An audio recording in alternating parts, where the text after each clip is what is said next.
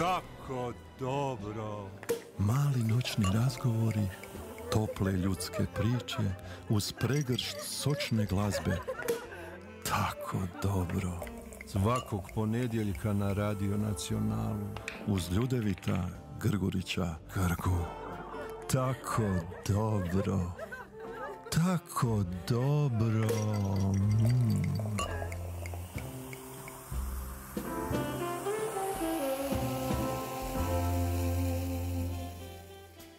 Lijep pozdrav svima. Moj gost je doktor ekonomskih znanosti, profesor na katedri za biznis i menadžment Webster Univerziteta u Beču.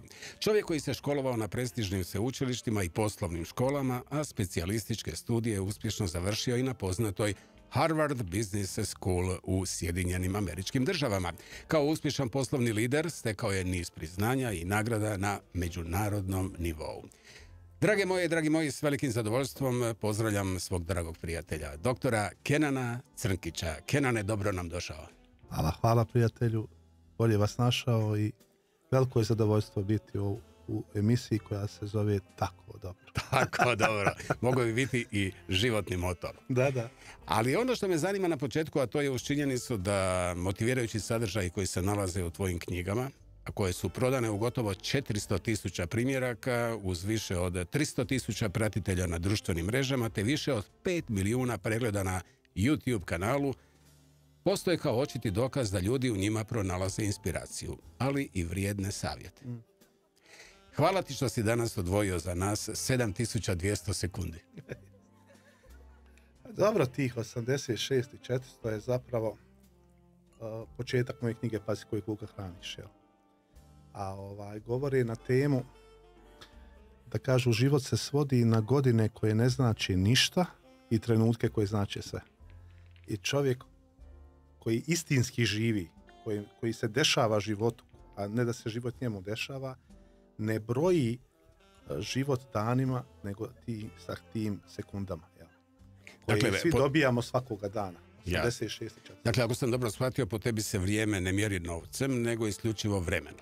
Dakle, bogati smo onoliko koliko imamo vremena. Napisao sam jedan citat i baš ljudi ga ekonomski gledajući kad kažete vrijeme je valuta budućnosti. Kad neko pita šta će biti s dolarom, šta će biti s eurom, da se neko više sjeća kune, dolara i tako dalje, vrijeme je valuta budućnosti. Znači, mi smo bogati koliko imamo vremena, uspješni kako to vrijeme koristimo, sretni koliko znamo u tom vremenu uživati, jel? A ispunjeni koliko života damo svakoj od tih sekundi svakog dana. Dakle, budimo slikoviti, banka života neumorno dijeli tih svojih 86.400 sekundi svakoga dana. Svakoga dana. Ta priča je, mislim, ja volim priče. Kažu, priče se pričaju da uspavaju djecu i probude odrasle. Dakle, priča kaže da se znači, zamislite, kaže da postoji banka koja vam svako jutro na račun stavi 86.400 eura. Svako jutro. Ali imaju dva uvjeta. Znači, prvi uvjet je da to morate potrošiti do kraja dana. Znači, nema ono što kažu stavljanja na stranu, sefova. I drugi je da banka može prekinuti tu igru bilo kada. No, ljudi često kažu pa gdje ima ta banka? Evo. Volio bi svako imati. A imamo je svi na raspolaganju. To je čudesna banka života. To je vrijeme. Dakle, svako jutro kad se probudimo, Bog, univerzum, ko već u šta vjeruje, nam na dispoziciju, na raspolaganje stavi 86.400 sekundi. Sve što ne potrošimo kako treba, trajno nam se oduzima. Nema znači ono što kažu u Sarajevu štekanja, stavljanja na stranu, znači. A isto tako smo svjesni, vidimo svaki dan ljudi odlaze, umiru, da ta banka, ta čudesna banka života može prekinuti tu igru bez upozorenja. I onda ja nekako počinjem dan i često i svojim klijentima pošaljem poruku šta ćeš ti danas raditi sa svojih 86.400. Ali vjerujem, Kenane, da kao mala digresija treba uvijek imati na pameti da nas, recimo, 1 minuta tuge i nezadovoljstva košta 60 sekundi sreće. Jeste, upravo tako. Skupo plaćamo ta tuga i briga. Jedna od tema koja je meni sad znaš, kaže, šta je briga? Briga je kamata koju mi skupo i unaprijed plaćamo za dug koji vjerovatno nikad neće doći na naplatu. Statistika pokazuje da je 99% stvari o kojima smo brinuli se nikad nisu desile. A mudraci kažu, vatra spaljuje mrtve, a briga spaljuje žive. Puno tiše, neprimjetnije, ali razornije nego što mi toga smo uopće svjesni. Zašto uopće brinuti? Kakva korist od toga? Jel? I onda plaćamo tom minutom brige, zapravo plaćamo 60 sekundi potencijalne sreće koju smo propustili. U ekonomiji se to zove oportunitetni trošak. Trošak propuštene prilike. Ali prije no što si se upustio u pisanje životnih priručnika, možemo to tako nazvati, ti si se u potpunosti ostvario na znanstvenom i poslovnom polju kao sveučilišni profesor, doktor ekonomije, uspješan poslovni čovjek koji je bio razlog da ti, dakle koji si po struci ekonomista, kreneš u duhovnu priču. Pa dobro, to je generalno neka poznata priča o nekim mojim i zdravstvenim i svakim drugim izazovima, ali mislim da je to bio poziv. Moj mentor John Maxwell kaže you have to find your calling. Znači, what is a calling? Znači, ko zove? Jel ti zoveš ili tebe neko zove? Ja nekako vjerujem da mi svi imamo dva poluvremena. Ako nogometnim žargonom kažemo, evo, blizu smo stadiona. Neko prvo poluvrijeme ja zovem poluvremenom sticanja. Znači, jer ga neko nas izbaci na neki teren. Ne pita nas niko hoćemo se roditi. I onda ajmo, završavaj školu, osnovnu, srednju, fakultete, ženi se, udaj se, kupuj stanove, otplaćuj kredite, vikendice, stanove, sticanje. To je poluvrijeme sticanja. I njega najčešće igramo za drugi. Da li je to otac, majka, društvo, nekom nešto dokazujemo, nekom se svetimo. I zapravo u prvom poluvremenu ljudi žive tuđe života. Nisu ono što kažu većinski vlasnici svog života. Ganjaju tuđe ciljeve koji im je neko možda onako da toga nisu ni svjesni stavio. A onda rijetke, nažalost, veliki broj ljudi umre duboko u prvom poluvremenu. Rijetki ljudi, da li sad kroz neku traumu koju dožive, a ja ne vjerujem da moraju svi doživjeti traumu, ili kroz čitanje ove vrste literature, slušanje ovakvih sadržaja, dobiju neku inspiraciju da malo zastanu. Kaže, kad svjesno staneš, ti zapravo dozvoljavaš svom uspjehu da te stigne. da te konačno stigne, da dođeš sebi dok još imaš kome, da se malo nazoveš sa mobilom na fiksni, da vidiš gdje si u ovom ludilo svijeta u kojem mi živimo. Da siđeš u tu neku imaginarnu slačionicu života. Sad, ako imaš nekoga, da li to neki coach ili neko, da ti pomogne da isplaniraš svoje drugo poluvrijeme. To nema veze s godinama, to ima veze sa momentom. A drugo poluvrijeme je ono što kažu Amerikanci, life on my terms, život po mom. Šta me ispunjava, šta ja zaista želim da radim, šta je moje zašto. Znači kad kažu ljudi, kaže motivacija, ona semantički dolazi od riječi motiv plus akcija. Znači motiv, u filmovima kad kažu šta je bio motiv, znači zašto je neko nešto radio, šta je moje zašto. I mislim da je i ova treća moja knjiga Živjeti život posvećena tom drugom poluvremenu i taj znak beskonačnosti da malo pokušamo ono što je Oliver rekao, da ostavimo svi neki trag u beskraj. Ako ništa, bar to. Jel? Da nešto ostane, da nas nadživi i da živimo svoj život, da prestanemo, kažem, ganjati tuđe ciljeve. Evo, Kenane, drage, slušajući te pažljivo, na neki način bi to mogli sublimirati i slikovito prikazati kazališnim jezikom. Recimo, činjenica je da svako ljudsko biće tijekom života prolazi kroz 3 čina. Dakle, prvi se čin odvija u osami rođenja. Drugi je čin život koji se odvija u socijalnom okruženju u kojem rastemo, učimo i, kao što si rekao, stječemo. Uvertira u treći čin za neke nakon svega proživljenog vrijeme traženja smisla, koje vodi u povratak, odnosno u osamu umiranja. Kada se život počinje povlačiti, rekao bih, u onu intimnu jezgru u kojoj će smrću biti na neki način i dokinut. Raymond Moody, dakle, doktor filozofskih znanosti i doktor medicine, u svojoj knjizi Život poslije života istražio više od 100 slučajeva ljudi koji su doživjeli kliničku smrt. Nakon koje su ponovno vraćeni u život, autor prepričava svjedočanstva onih koji su otišli na drugu stranu i vratili se. U ovoj si knjizi i ti mogao imati svoje svjedočanstvo. Kako ti nosiš iskustvo? Pa, ja mislim generalno da je to nemoguće, bez obzira koliko je čovjek dobar sa riječima, spustiti u riječ. Taj osjećaj. Jel? Ali, i mislim da to čak zapravo nije ni bitno. Ono što je bitno, to je jedna oluja, jel? I nadživjeti život je baš počeo s tom rečenicom. Kaže, kada jednom izađeš iz oluje, ti se zapravo nećeš više ne sjećati kako se uopšte ušao u oluju. Šta je to što je dovelo do toga? Nećeš biti ni siguran da je oluja zauvijek prošla. Ali jedna stvar će biti sigurna. Čovjek koji je ušao u oluju nije isti kao čovjek koji je izašao u oluje i u tome je poenta oluja u našim životima. Evo. Šta je čovjek naučio iz nekog iskustva? Šta je čovjek doživio? A šta je to što ga je... Jer promjene dolaze iznutra. Šta je to što ga je zapravo promijenilo? Ja sam u tom prvom poluvremenu, kako ja zovem svog života, korporativnog i poslovnog, dosta sticao.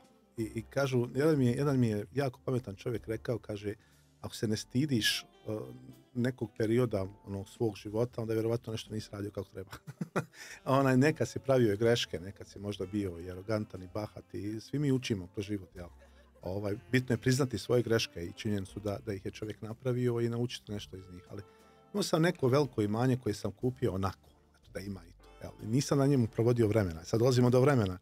Jel, šta znači biti bogati? To ona moja rečenica koju ljudi najčešće spominju, kako nije važno da uspiješ u životu, važno je da ti život uspije. Da znači imaš to. I tu je nastalo jedna introspekcija, jedan razgovor sa samim sobom i sa još jednom osobom koja mi je puno pomogla i tu je nastalo onih famoznih 77 pitanja u pazi kojeg vuka hraniš. Koji ljudi, ja uvijek kažem ljudima gdje ste odgovorili na ta pitanja. Od toga ko sam ja, pa da je danas zadnji dan mog života ili da imam samo 3 dana, 5 dana. Ta pitanja imaju svoj redoslijed, imaju razlog zašto idu tim redoslijedom. Treba je da stvore neki klik u nama. Jel? Ali zapravo bi se sva ta pitanja mogla sve samo na 2. Nakon nekog iskustva kojeg sam imao. A prvo je da sam ja zaista, taj dan umro, čiji sam ja život živio. Sam ja bio generalni direktor ne tih firmi, nego sam bio generalni direktor svog života. Sa svim ovlaštenjima i odgovornostima koji iz istog proizilaze. Jel sam možda, bez da sam toga svjestan, posvjesno ganjao neke tuđe cilje. Možda, ne znam, možda je otac uvijek govorio da biti univerzitetski profesor je vrhunac. Možda je majka govorila da biti uspješan biznismen, to jeste. Nekad je neki autoritet u mladosti vam je neki cilj stavio i vi ste ga počeli ganjati, ganjajući njihovu validaciju, njihov aplauz, a zapravo to uopšte nije bilo ono što vi zaista jeste. Kažu da su naši svi problemi, bar na ovom svijetu, počeli kad smo zaboravili ko smo i poslušali svijet ko bi trebali postati. Dakle, ja često ljudima kažem, dođu mi na primjer kad diplomirate nešto. Često mi kažu, dok sam još predavao i u Sarajevu na ekonomiji, kaže, baš se glupo osjećam, prosto, kad sam diplomirao. Ja kaže, pa dobro, zašto su opisali ekonomiju?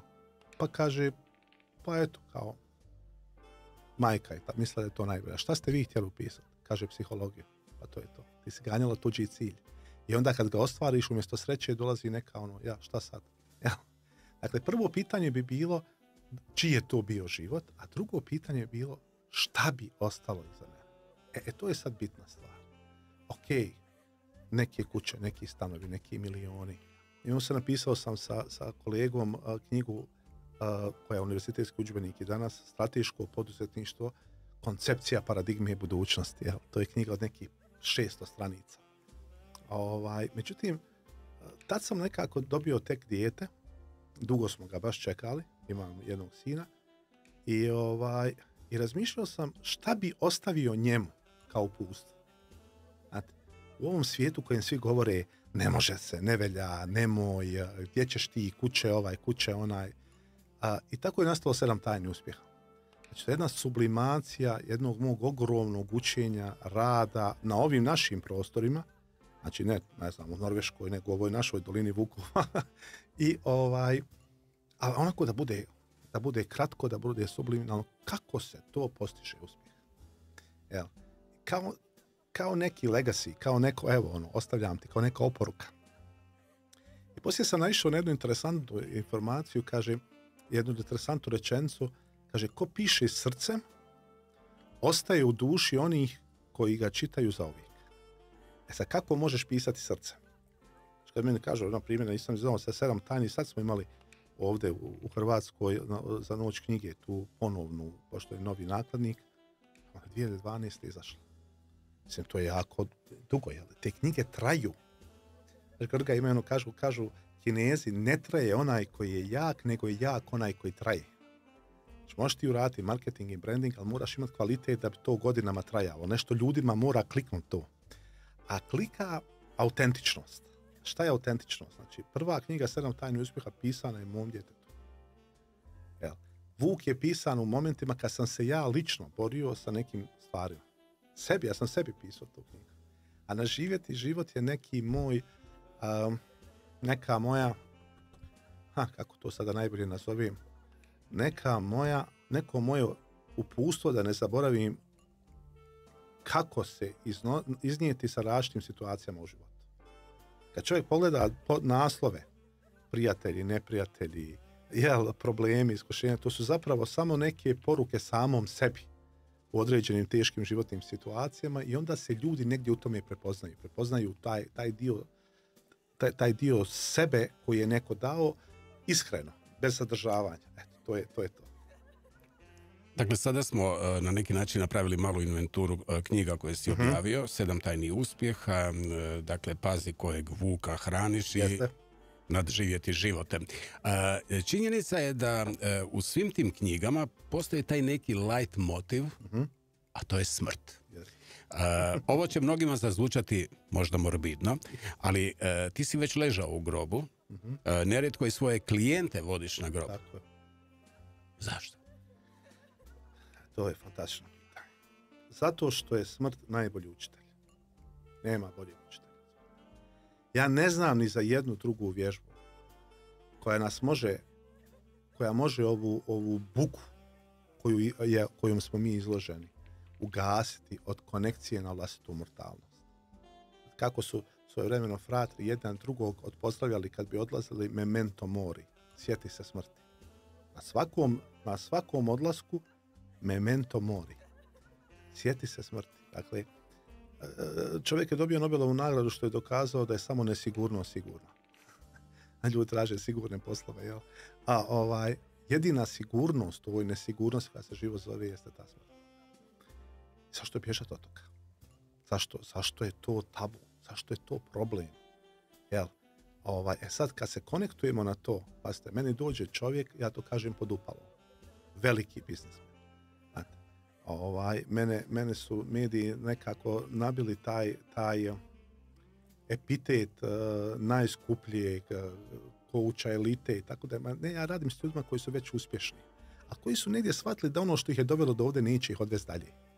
I dođe pod upalom, pazite, to su strašni pritisci. Su ljudi koji su ciklioneri, milioneri. Uvijek je tu pritisak. Država, konkurencija, podmetanja, brojevi, prodaje, pritisci sa samim sobom, sa obitelji i tako dalje. Ljudi pomisle neka doba da ne mogu više. I taj jedan koji je to spominjao, pa je to tako izašlo u medije, je došao meni i ja, znate šta, imam jednu stvar koju radim, to nije, ali nekad gledam nevjerovatno je, Grga, koliko ljudi ima koji nemaju nikoga da ih ukopa, a ukop košta.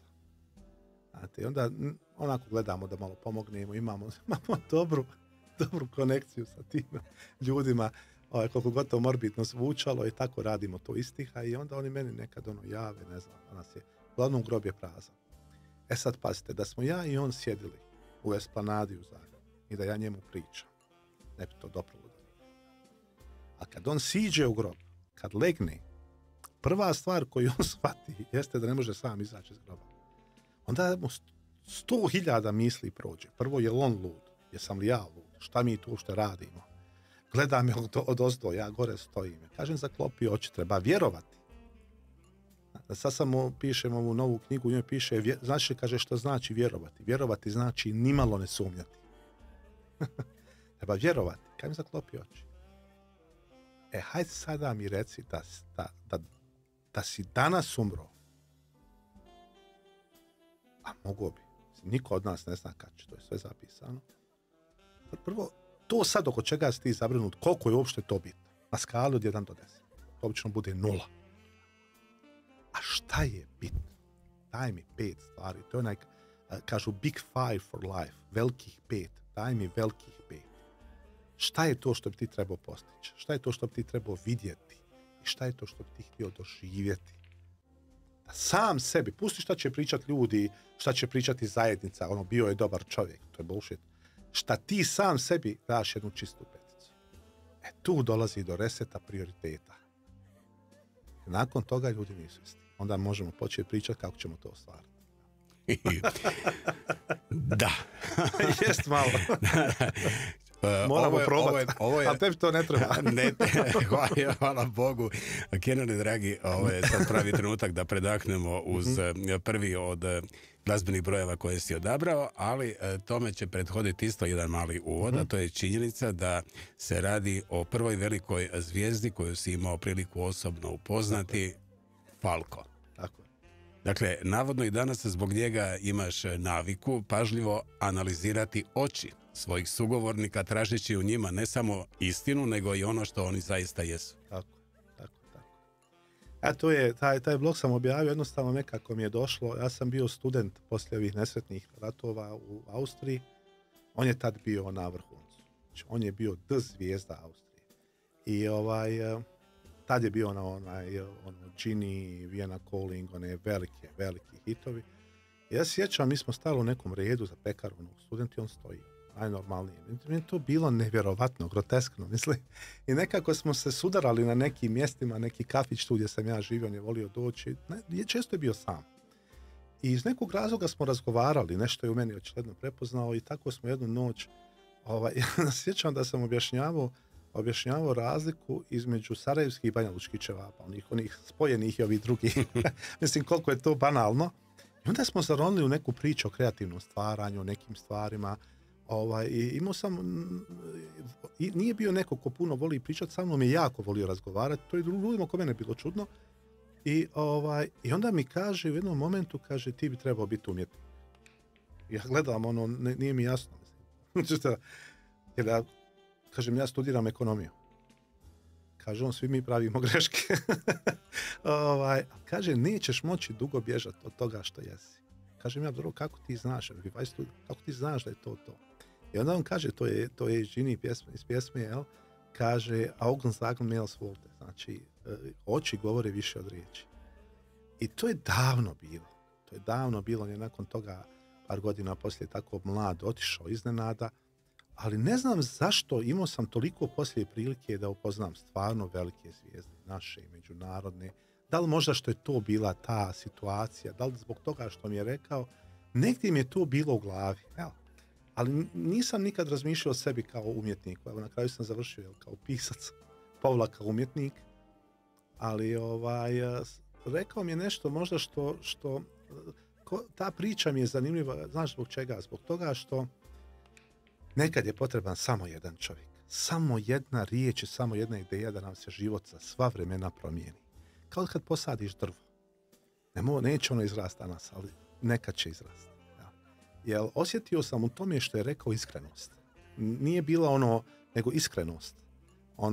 U smislu ti bi trebao biti umjetnik. Imaš to u sebi. Jel?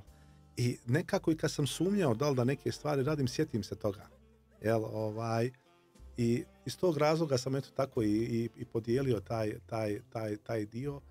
Jer a u Out of Dark on ima jedan moment, kaže muss ich denn sterben zum leben? Moram li umrijeti da bi živio? Da, to ćemo pa se vraćamo na smrt o kojoj smo pričali. Jer počet ćemo s Falkom i završit ćemo s Falkom. Ali bilo kako bilo, ti si od tog susreta na neki način postao svjestan kako jedna riječ autoriteta, a to je Falko zasigurno bio, može ohrabriti, može pozitivno utjecati i ultimativno promijeniti nečiji život. Tako je, upravo. Iskrenuti nam, jer mi svi živimo u nekom, vozimo neku tunel viziju. Znaš, radiš neki posao, radiš nešto i tunelu si. Nisi uopšte svjestan nečega dok ti neko to ne osvijesti svana. I kaže, a vidi možda ovo. Ti pogledaš u tom pravcu i kažeš, pa vidi, a zašto je ne išao u tom smjeru? I onda ti se krenu nekako vrata sama otvarati. Jedan čovjek drugi koji mi je jako isto u životu bio inspirativan, mi je rekao, znaćeš da je tvoj put tako što će ti se lakoćom otvarati. Lakoćom. I tako nekako, kad sam krenuo sa tim, tako se lako, nešto što inače teško, tako su se posložile kockice. Da čovjek vjeruje da ipak negdje taj tvoj poziv, taj smisao, ta svrha, to što radiš. Kažu, smisao života je život sa smislom. Dakle, često se sjetiš Falka, često se sjetiš te njegove rečenice koja je sentenca iz njegove pjesme Ginny. Oči govore više od riječi. Tako dobro. Ginny je jedna od najkontroverznijih, ali najfascinantnijih Falkovih pjesama. Naime, pjesma je ispričana iz perspektive obsesivnog muškarca koji govori o mladoj djevojci po imenu Ginny, za koju se sumnja da je oteta ili ubijena. Zbog toga je pjesma u 80-ima izazvala velike kontroverze. Zbog teme pjesme i stila izvedbe, a Falko zvuči gotovo zavodljivo dok govori o nečemu jako mračnom, slažeš se? Da. Mnoge radijske postaje su je odbile puštati, no iako zabranjivana, Ginny je zauzela prvo mjesto na top ljestvicama u Njemačkoj, Austriji, Norveškoj, Švedskoj i Švicarskoj i danas se smatra jednim od najodvažnijih pop hitova 80-ih. Iako su mnogi kritizirali Falka da romantizira nasilje, Falko je tvrdio da je pjesma umjetnički prikaz mračnog uma i da ne glorificira zločin, već zapravo kritizira medije i kritizira društvo. Doktor Crnkić se slaže. Apsolutno. Dragi Kenane, sad ćemo u narednim minutama malo lamentirati na temu života. Ti to voliš, naravno, a i mi volimo. Super. Dakle, malo prije si spomenuo, pa ću te samo na neki način citirati, a možda i apostrofirati definicijom da je jedina svrha života život sa svrhom. Tako. Nama je dobro znana izreka jednom se živi. Dakle, ona vuče svoje korijene iz poznate latinske misli carpe diem, dakle, iskoristi dan.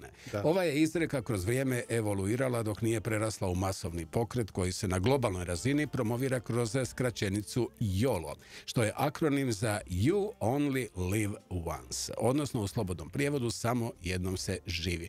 No po tvom dubokom uvjerenju nije točno da se samo jednom živi. Dr. Kenan Crnkić kaže da se živi svaki dan. Tako je. Ali samo jednom se... To je to. Svakog dana mi zapravo donosimo odluku da se rodimo ponovo. Data nam je nova šansa. Od ćelija organizmu naših pa nadalje sve se obnavlja. Sad, meni kažu, na primjer, sad mi je fascinantan ovaj model, kako kažu, 4000 sedmica. Tjedana, kako već. Koliko imamo za života. To je sad, na primjer, jako interesantna priča. Jel? Kad stavite vi život u brojeve, kao, ne znam, 4000 tjedana ili 4000 sedmica ili 86.400 sekundi, to izgleda onako malo zastrašujuće. Ali, isto tako, kao onaj taksimetar. Vidite da ide odbrojavanje. I kažu da Einstein svako jutro počinjao tako što bi se zapitao u kakvom ja svijetu živi. U svijetu zlih ili u svijetu dobrih. I jedna priča kaže da jedan mudrac u Grčkoj sjedio na stepenicama, na ulazu u grad i dolaze neki ljudi kao ono, kako ide, jel? I kaže, kakvi su ljudi u ovom gradu? Kaže on, pa dobro, kakvi su ljudi u gradu iz kojeg vi dolazite? A, kao grozni, jalni, zavidni, ljubomorni. Takvi su vam, kaže ovdje. Nakon toga dolazi druga grupa, pita kakvi su ljudi u ovom gradu. On kaže, pa kako su ljudi u gradu iz kojeg dolazite? Pa kaže, dobri, korektni, žele pomoć, veseli. Takvi su vam, kaže, ljudi ovdje. Jer gdje god idete, nosite sebe sa sobom. I ništa vam ne znači što ćete vi promijeniti prostor ako sebi nosite tmurno vrijeme. Jel? I ta jedna filozofija da zapravo možemo živjeti više života. Znaš šta, ja inače mislim da su jednodimenzionalni ljudi karikature. Naprimjer, mene je teško, evo, i tebe isto tako predstaviti u jednom. Sad, šta si ti? Jesi ti pisac, jesi ti coach, jesi ti biznesmen, jesi ti profesor? Znači, ti voziš nekoliko traka. Ima jedna stvar koja mene strašno, na primjer, proganja. A ta je da ljudi u prosjeku koriste, to je sad čista statistika, samo 9% svojih potencijala. To je strašno. Znači, uzmi sad, na primjer, telefon moj ili tvoj. Na 9% ne radi polovina aplikacija uopšte. Dakle, zato sam napisao rečenicu, mnogi ljudi su mrtvi, samo ih niko o tome nije oficijalno obavijestio. Ljudima se život dešava. Ljudi žive na nekom autopilotu. Svaki dan im je isti. Kaže, ja sam stabilan. Pa čovjek je najstabilniji kad je mrtav. Šta znači biti stabilan? Ako ne postaješ bolji, ti postaješ gori. Tako da, inače mislim da većina ljudi ne uspije u životu ne zato što su postavili previsoko ciljeve pa ih promašili, nego zato što su ih postavili previše nisko i pogodili. Što igraju ono na sigurno, što igraju da ne izgube, ne igraju da dobiju. I zbog toga nikada do kraja ne žive. Sad, kroz ovaj YOLO i kroz ovaj pristup koji smo pričali, zapravo imaš svako jutro šansu. Ja, na primjer, imam jednu web stranicu koja zove Tvoj novi početak.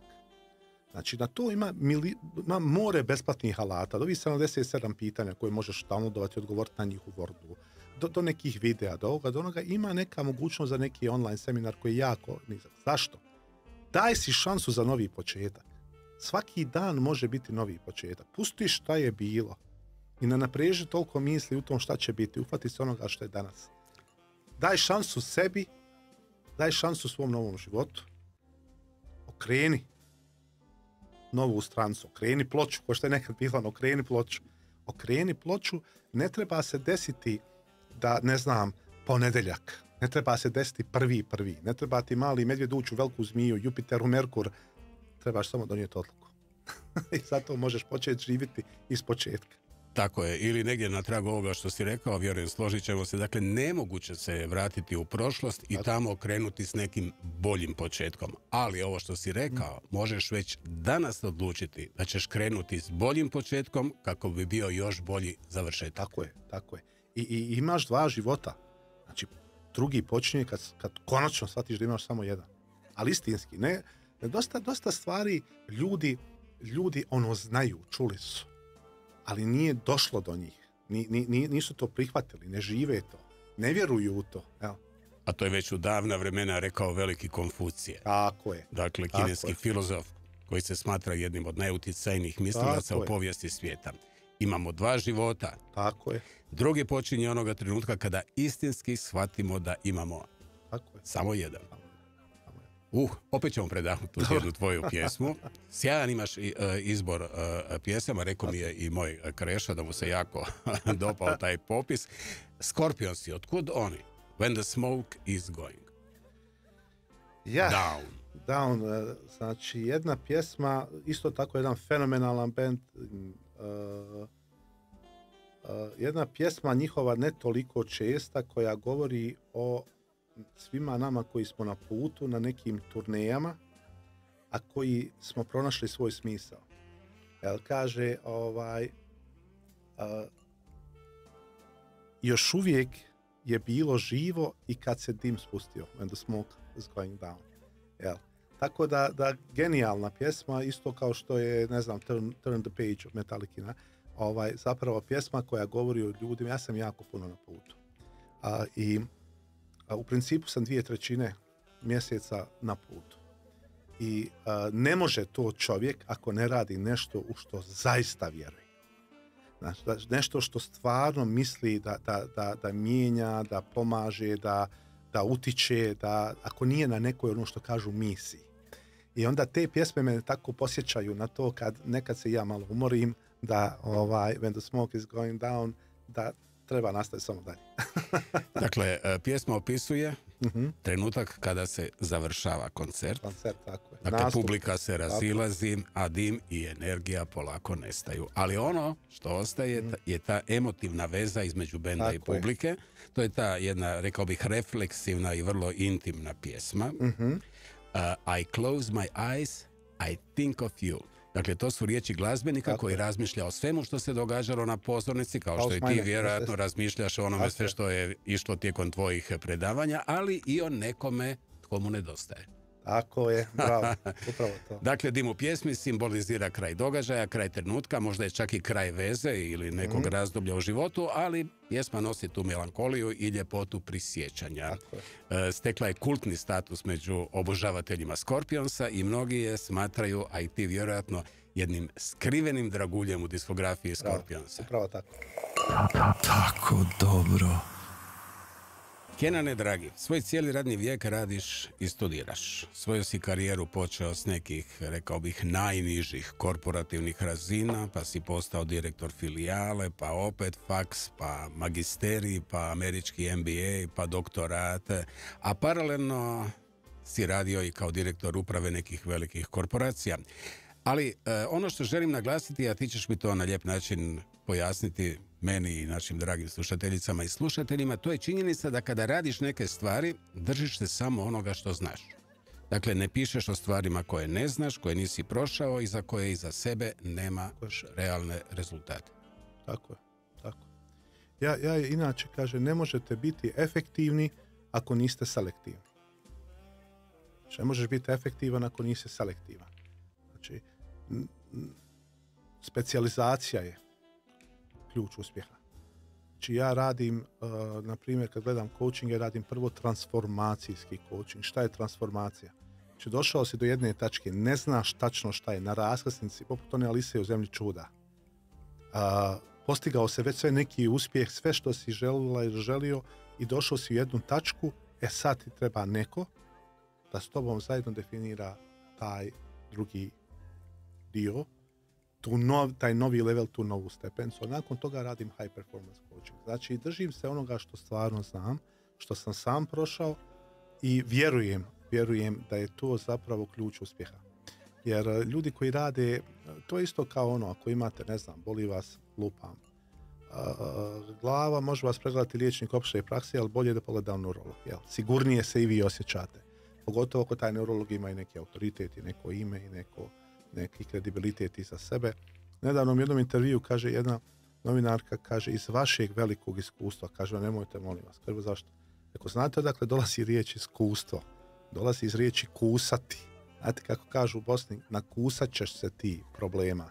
Kad se nakusate problema, kad prođete sami stvari, kad se nagutate, kada i zbog grešaka svojih, i zbog nekih stvari doživite i neugodnosti, i padove, i poraze, i sve, onda imate iskustvo. Koje saznanjem zapravo daje nešto što se zove mudrost. Jasno. No, ja vjerujem da je tvoj motiv u svakom slučaju pomagati drugima. Ako sam dobro shvatio na trag ovoga što si rekao, ti u stvari na neki način usmjeravaš ili spašavaš one koji plivaju prema tebi. Tako je. Samo njih. Samo njih. Samo njih. Znate, kad neko kaže kako pomoći nekome ko misli da mu se ne može pomoći. Nikako. Nikako. Dakle, ja pomažem ljudima koji misle da im se može. Prvo koji su svjesni da imaju problem, drugo koji imaju hrabrosti zatraže pomoć i treće koji nešto konkretno učine. Evo primjera radi. Ja kad imam promocije knjiga, evo zadnjih godina nismo to imali, sad treba nova knjiga da izađe, obično budu besplatna predavanja tu. To je prilika ili prigoda da me neko, ono što se kaže, čuje besplatno, jer sam inače jako skup, ili da me nešto konkretno pita, da me ufati, tu sam. Ljudi to propuste. Znate, meni piše žena iz, sad ću vam reći, ja sam bio u Mariboru i kaže, kada ćete doći u Celje? Šta je to, 30 minuta? Znači, šta trebam ja, da ti propadnem kroz dimnjak, da sjednem na koljena i da ti držim predavanje navečer? Daj, učini nešto. Kreni prema meni, krenut ću ja prema tebi, jel? Tako da, ako ljudi koji plivaju prema tebi, njih treba spašavati, i nema se vremena. Ne može se svima pomoći. Ne može se svima pomoći. Mora čovjek biti selektivan. Jel? Ali zanimljivo je da ti radiš s ljudima koji su uspješni. Da. Ja u principu imam ovako tri koncepta. Znači, prvi koncept je kad uzme čovjek društvene mreže. Sve na mojim društvenim mrežama, to je tona materijala, potpuno besplatno. Dakle, to je neki moj, to je neka moja misija. To je ona moja čaša mlijeka iz one priče. To je ono moje, to je ono samo što daš. Knjige su, mislim, ja stvarno ne znam više koliko koštaju, u različitim državama koštaju različito, ali kažu cijena je ono što platiš, vrijednost je ono što dobiješ. Dakle, to je jako nizak. Imam nekada sam imao, ponovo ću imati neki seminar koji je onako middle level, jer ne mogu svi priuštiti, a ne mogu ni ja raditi sa puno ljudi, coaching, ali primarno i najviše vjerujem u taj 1 na 1. Jer mislim da to donosi najveći rezultat. Kad čovjek pogleda, na primjer, kad učimo voziti, možemo mi gledati YouTube do besvijesti, ali dok neko ne sjedne s nama i kaže, hajmo sad, kvačilo gas, mi nećemo naučiti. I sve u životu što smo brzo naučili smo uz nekog trenera, jel? Od jezika pa nadalje. Ja sjećam jedan moj saradnik koji je radio dugo sa mnom, imao je na zidu 42 certifikata iz engleskog, a nije nikad znao pričati engleski. Završio je sve neke moguće kurseve, ovaj level, onaj level, ali kad nam dođu međunarodni investitori, on good afternoon i to je to. Znači nije imao nekoga 1 na 1 da to izoštri da bi to zaista bilo upotrebljivo. Da bi napravilo promjenu. Kenane, još jedna mala digresija. Da li se slažeš s onime što pokazuju na neki način sve ili velika većina studija da su recimo žene puno otvorenije za rad na sebi nego muškarci? To studije pokazuju. Inače self-help žene više koriste. Ja, na primjer, meni nakladnici kažu njima je interesantno i potpuno zanimljivo što kod mene ima u publici dosta muškaraca. I dođe dosta onako nekih onako alfa muškaraca koji su poznati u gradu, koji nikako ljudi nisu mogli ni zamisliti na jednoj takvoj večeri. Sad ja mislim da je tu slučaj taj što negdje ovo što ja govorim rezonira s njima. Jer oni vide da to kod mene nisu neke roza naučale, da ja ne mislim, samo misle dobro i sve će biti dobro. Sam ja itekako svjestan i gdje mi živimo i s kakvim ljudima mi živimo i kakve probleme ti ljudi imaju i onda nekako osjete konekciju, ali generalno ako bi pričali, žene su puno spremnije jer su kritičnije prema sebi. Znate kako žena pogleda sebe ogledalo i bez obzira koliko je lijepe, koliko super izgleda, i ona vidi neke stvari koje niko od nas ne vidi i ona je kritična oko njih, a muškarac on je top. On sebe kad pogleda, ja sam odličan. Šta ću ja raditi na sebi, to je to, ja sam rođen savršen i ne trebam ništa dirati. Tako da malo ima i tog mindseta tu, ali definitivno jeste, to je jako poznato, te studije da su spremni, međutim kažem, evo ja u svom konkretnom slučaju imam jako veliki broj muškaraca. Prilike u coachingu podjednak mi je broj muškaraca i žena. Kako definirati uspjeh i sreću? Jedan je, vjerujem, od najvećih problema s kojima se susreće današnje moderno društvo. Yeah. Otac moderne psihologije uspjeha Dale Carnegie na efektan je način definirao, a istovremeno i napravio ključnu distinkciju između ova dva tako važna fenomena. Dakle, kaže čovjek, uspjeh je dobiti ono što ste željeli, a sreća je željeti ono što ste dobili. Tako je, upravo. Jer, znači, šta je uspjeh? Šta je meni bilo fascinantno kad sam pisao 7 tajni uspjeha? Ja sam kao klasični doktor nauka i znanosti otišao da vidim u rječniku definiciju uspjeha i nema je. Znači, ima čak definicija, ne znam šta je usna resa od puža, ali nema egzaktne definicije uspjeha, zato je to ogledalo na početku 7 tajni uspjeha tako važno. Kaže, ovdje vidiš osobu koja je odgovorna za tvoj uspjeh. Ali šta to znači? Na mene kažu novinar, pa nije sve do nas, pa ima do politike, ima do društva. Ne, niste me shvatili. Samo ti i niko drugi imaš pravo sebi reći šta je to za tebe uspjeh. Za nekog je uspjeh biti poznati vote, za nekog je uspjeh biti milioner, za nekog je uspjeh biti dobra majka. Što kaže Balašević, princip je isti, sve su ostalo nijanse. Znači, kako se postiže to je bitno. Ali pitanje koje se postavlja je pitanje vlasništva nad ciljem. Jesi li ti, to je taj čovjek ogledalo, ta poema Dela Wimbrova, ja imam zalijepljeno kad se brijem, ujutru čitam. Zato što, kaže, ti možeš na putu svog uspjeha prevariti cijeli svijet, ali će te čovjek iz ogledala nazvati propalicom ako ga nisi ispoštovao. Ako on ne smatra da si uspješan. kad se sam sa sobom zatvoriš, jel? Dakle, to vlasništvo na ciljevima, želim da postignem nešto. E sad, odakle mi uopšte to? Šta mi je motivacija da to postignem? Kako sam uopšte definirao to kao cilj? To kad postignem, to je uspjeh. Ali ako sam to što sam postizao zbog nečega drugog, zbog nekoga drugog, onda nisam sretan. I onda ide praznina. Tako znaš da imaš vlasništvo na ciljima. Kad ostvariš cilj koji ti sebi definirao na osnovu introspekcije, razgovora sam sa sobom, iskreno, i kad ga ostvariš, onda si sretan. Ali ako je to tuđi cilj, njegovim ostvarenjem dolazi i praznina. I da bi došao do cilja, dolaziš do one isto tako itekako znakovite sentence, a to je najteže je u životu pobijediti sebe. Tako je. Pa šta znači uopšte pazi kojeg vuka hraniš? To je vječita borba sa mislima. Sa mislima u glavi, to su dva vuka. Dok ne izdahnemo. I evo, prije što poslušamo još jednu pjesmu po tvom odabiru, imam potrebu ovo pročitati. Kaže u tvojoj knjizi: mudrost se krije u samoći tišine.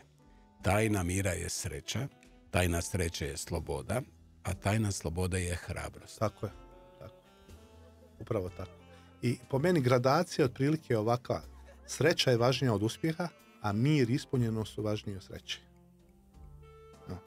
Znači, to je neka gradacija života. Ja često pitam ljude, pričaš li sam sa sobom? Kod nas je uvriježeno mišljenje, to samo rade ludi ljudi. Znači, kod mene dole u Sarajevu kaže, ako vidiš nekog da hoda po ulici i priča sam sa sobom, je lud ili kuću pravi. Znači, ili su ga majstori izludili kad gradi nešto. Ali zašto?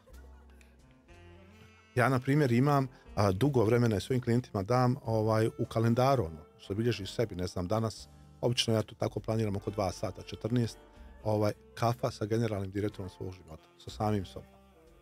Popijem kafu sam sa sobom. Znači, to se zove nazvati sebe sa mobilnog na fiksni. Da vidim gdje sam.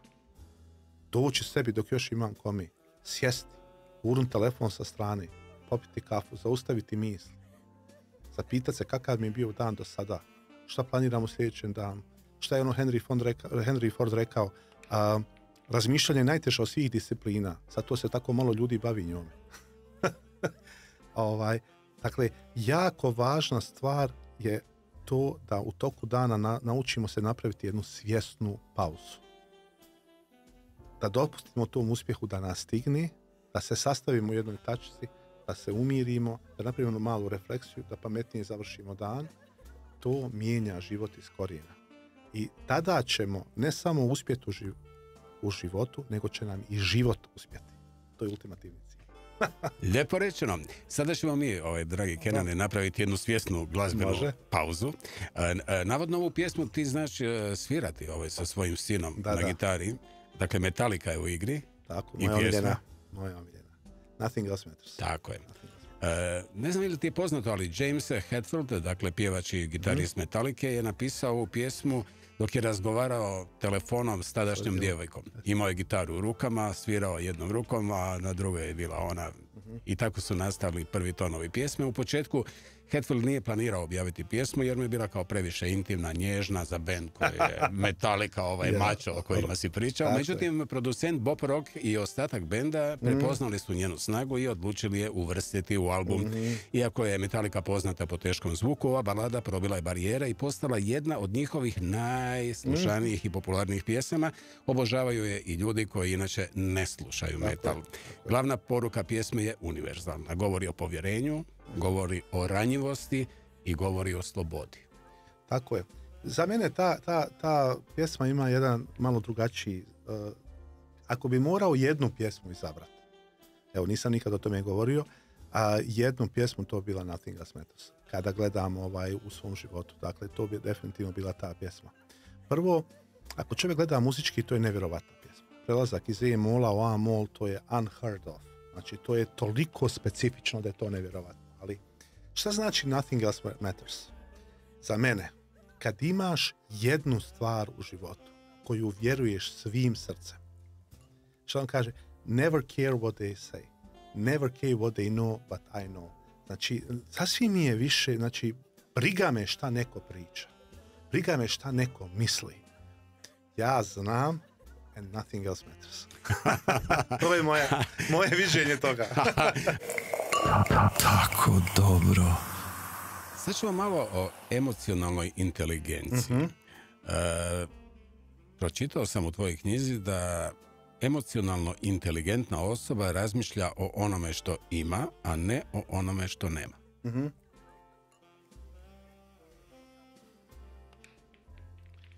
Ono što hraniš i što zalijevaš, to raste. Znači, ako se stalno iznova koncentriramo samo na ono što nam fali, to uvijek će nam faliti sve više i više. Ako počnemo malo, ako osvijestimo šta sve imamo, ako počnemo zbrajati te blagoslove, stvari koje mi podrazumijevamo, tu ćemo biti sretni. Ima jedna stvar koju ja dajem ljudima da rade, mislim da je jako korisna i slušalcima, gledalcima i slušateljicama. Ja ga zovem ritual zahvalnosti. Dakle, svaku noć napisati minimalno 5, a maksimalno 10 stvari, ali napisati. Zašto napisati? Jel, SP, svijest, podsvijest. Simpatikus, parasimpatikus, PPP, pisanje. Podsvijest se rješava pisanjem, ne govorom. I sad, svaku noć napisati 5 do 10 stvari na kojima smo taj dan zahvalni. Sada, gdje je fora? Fora je napisati što eksplicitnije. Dakle, ne ono, hvala ti Bože što sam zdrav, hvala ti što mene boli stomak danas kao što me bolio jučer. E sad, napisati što detaljnije. Samo napisati. Šta mi time radimo? Mi kondicioniramo svoju podsvijest. Da sutra cijeli dan traga za stvarima na kojima će biti zahvalna, jer valja navečer podnijeti izvještaj, a ono što tražiš, što kaže Rumi, to traži tebe. I onda počinješ odjedanput pronalaziti sve više i više stvari na kojima si zahvalan, a pokazuju istraživanja da je nemoguće u isto vrijeme biti zahvalan i nesretan. Zahvalnost je najjača molitva koja postoji. Ako sam te dobro shvatio, dakle, sretni ljudi se fokusiraju na ono što imaju, a nesretni na ono što im nedostaje. Tako je, i samo o tome i pričaju.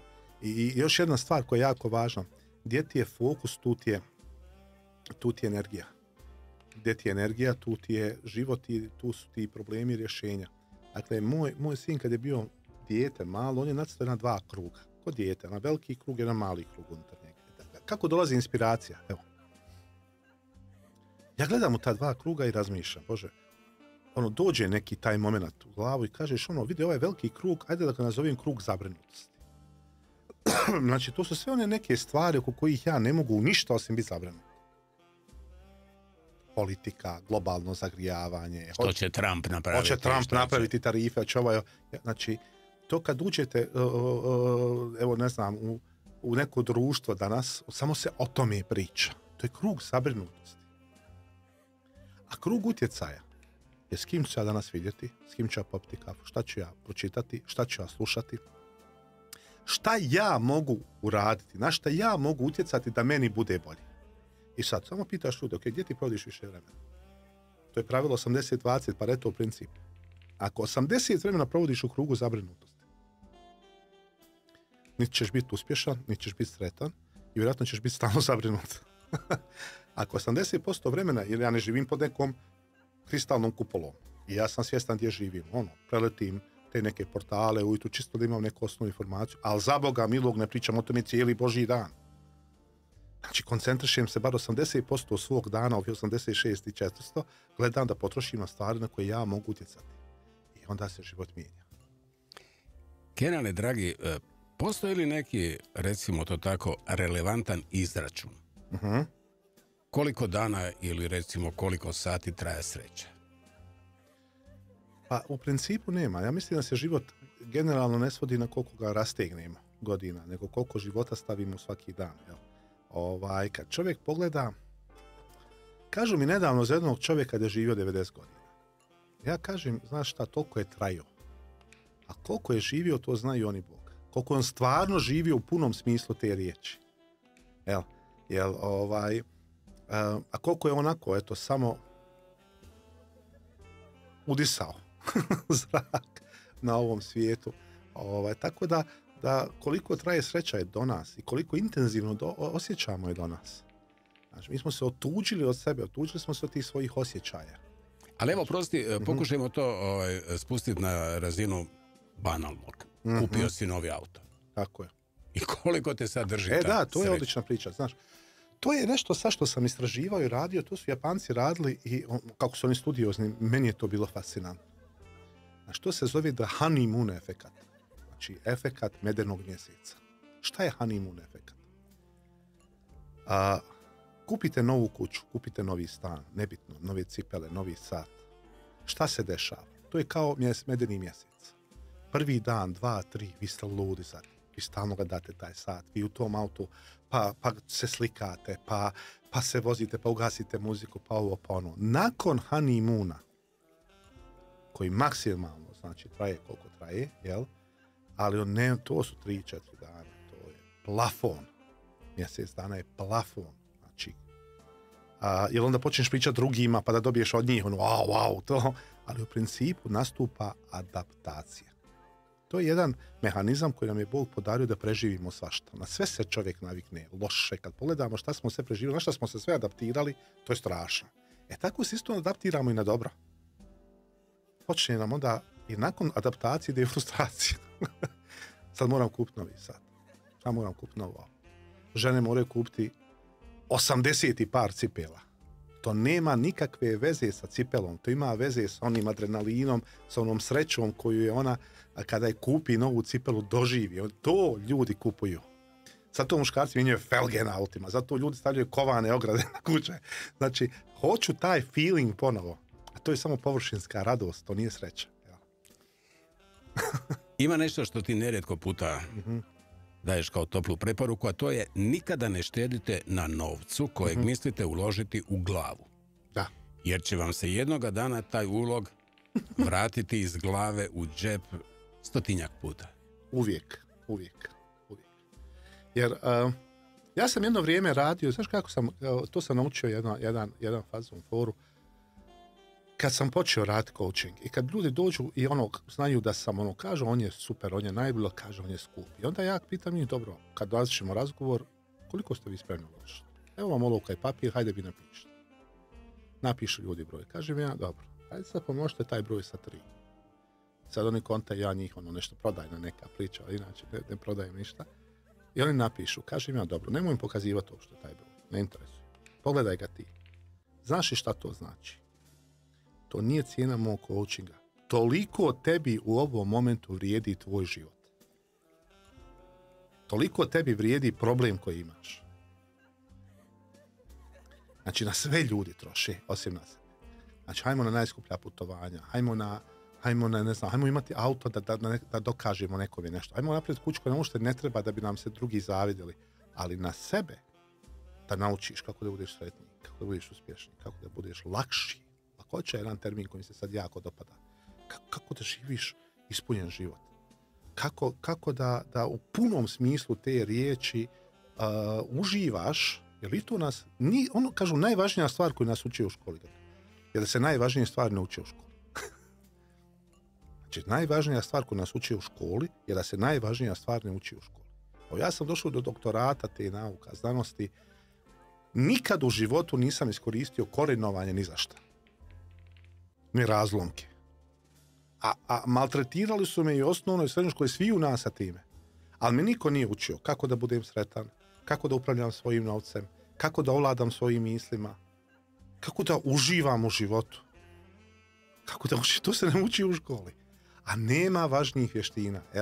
I upravo zato kažem, to što uložiš u glavu, uvijek će ti se vratiti 100 puta iz glave u džep. To je pravilo. I ako uložiš u putovanje. Jer putovanja su jedina stvar koja nas čini bogatijima kad na njih trošimo. Sjajno. Spomenuo si ovaj pojam problem. Iako riječ problem u osnovi znači kretanje prema rješenju. Bravo. Smisao bi trebao biti mnogo dublje. Naime, uvijek ćeš imati probleme, ali ne zaboravi uživati u životu dok ih rješavaš. Tako je. to je to. Jer, kaže meni jedan moj klijent koji je liječnik, on kaže, ima velike poliklinike, kaže, ja više ne mogu ovako. Gore, dole. Kaže, ovo frka, ovo ono. Kaže, ima, pa šta hoćeš, ravnu liniju? Kaže, hoću. Znaš šta znači u medicini ravna linija? Ti si... Arrivederci, upravo tako, ti si gotov. Znači, to je život. Cijeli život je jedan skup problema. Nema dana da ljudi budu, znači u Svetoj knjizi se kaže, zar misle ljudi da će na miru biti ostavljeni? Veoma interesantno. Nećeš biti ostavljen na miru. Ja često ljudima kažem, zamisli sad da je ovo interesantno. Evo, znači, zar misle ljudi da će na miru biti ostavljeni? Znači, cijeli život je skup problema. I sad, podvučeš ovako jednu crtu, to je život. Evo, ovo je rođenje, ovdje je možda smrta, nada je otišla tamo negdje, probila do stadiona. I sad, ovo su problemi. Pa kaže, ako te ovaj snađe, ovaj te prođe. Ako te ovaj snađe, ovaj te prođe. Ako te ovaj prođe, ovaj te snađe. Ako nemaš problem sa zdravljem, imat ćeš problem sa državom.